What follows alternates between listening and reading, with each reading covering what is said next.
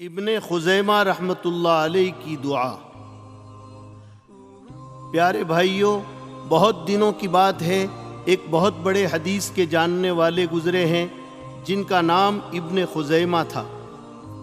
ان کے علم حاصل کرنے کے زمانے میں ایک مرتبہ وہ اور ان کے 3 ساتھی علم حاصل کرنے کے لیے دوسرے شہر میں گئے۔ اپنے ساتھ کھانے پینے کا کچھ سامان بھی لے لیا، کیونکہ اس زمانے میں آج کل کے مدرسوں کی طرح کھانے کا انتظام نہیں رہتا تھا۔ اتفاق ایسا ہوا کہ کچھ دنوں کے بعد کھانے کا سامان ختم ہو گیا۔ کچھ روپیہ پیسہ تھا نہیں کہ کھانے کا سامان خرید لیتے، لہٰذا بھوکے رہنے لگے۔ 3 دن بھوک میں گزر گئے تو کمزوری آ گئی، سبق میں حاضری بھی مشکل ہو گئی۔ چاروں ساتھی سوچنے لگے کہ اب کیا کرنا چاہیے، تو آپس کے مشورے سے یہ طے پایا کہ ہم میں سے کوئی ایک جائے اور لوگوں سے کھانا مانگ کر لے آئے۔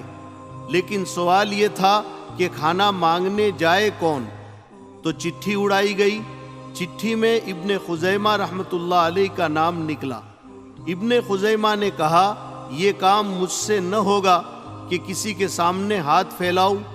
پھر انہوں نے مصلی بچھایا، 2 رکعت نماز پڑھی اور خوب گڑ گڑا کر اللہ سے دعا کی۔ ہوا ایسا کہ ابن خزیمہ نے جیسے ہی دعا مانگی، اسی دوران اس وقت کے بادشاہ کو نیند آ گئی۔ اس نے خواب میں دیکھا کہ کوئی کہہ رہا ہے، فلاں جگہ 4 طالب علم فلاں نام کے بھوکے ہیں، فوراً ان کی خبر لو۔ بادشاہ نیند سے اٹھ گیا، فوراً 2 نوکروں کو 200 اشرفیہ سونے کے سکے دے کر بھیجا کہ فلاں جگہ فلاں نام کے لڑکوں کو 50 اشرفیہ دے کر آؤ۔ نوکروں نے وہ اشرفیہ ان تک پہنچا دی۔ بزرگوں، اپنی ضرورت اور تقاضوں کو پورا کرنے کے لیے اسباب اختیار کرنا اچھی بات ہے، مگر یاد رکھنا چاہیے کہ کام بنانے والی ذات صرف اللہ کی ہے، اس لیے یقین صرف اللہ پر ہونا چاہیے، نہ کہ اسباب پر۔